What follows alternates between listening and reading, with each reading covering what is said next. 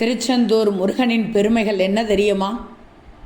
6 படை வீடுகளில் 2ஆம் படை வீடு இந்த திருச்செந்தூர் முருகன் இருக்கும் இடம்.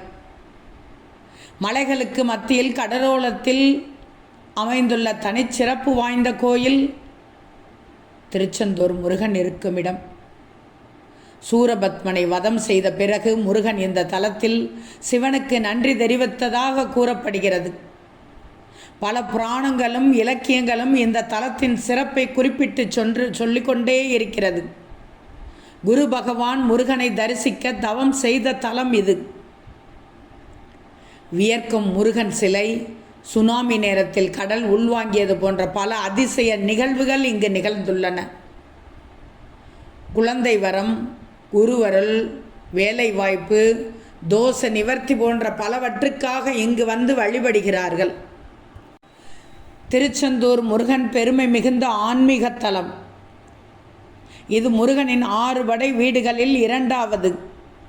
வங்காள விரிகுடா கடற்கரையில் அமைந்துள்ள இந்த கோவில் கந்த புராணத்தின்படி சூரபத்மனை வதம் செய்த பிறகு சிவன் தனது நன்றி தெரிவிக்கும் தலம்.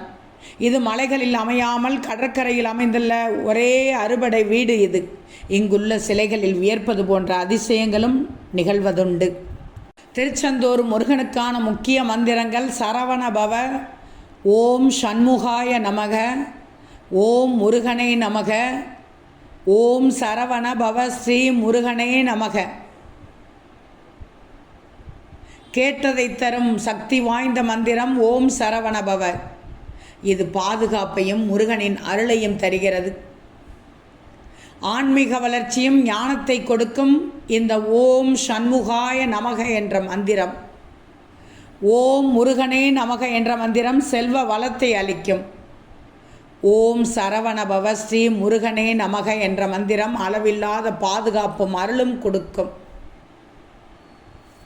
திருச்செந்தூருக்கான சிறப்பு காயத்ரி மந்திரம் ஓம் தத்புருஷாய வித்மகே மகேஸ்வர புத்ராய தீமகி தன்னோ சுப்பிரமணிய பிரசோதயாத்.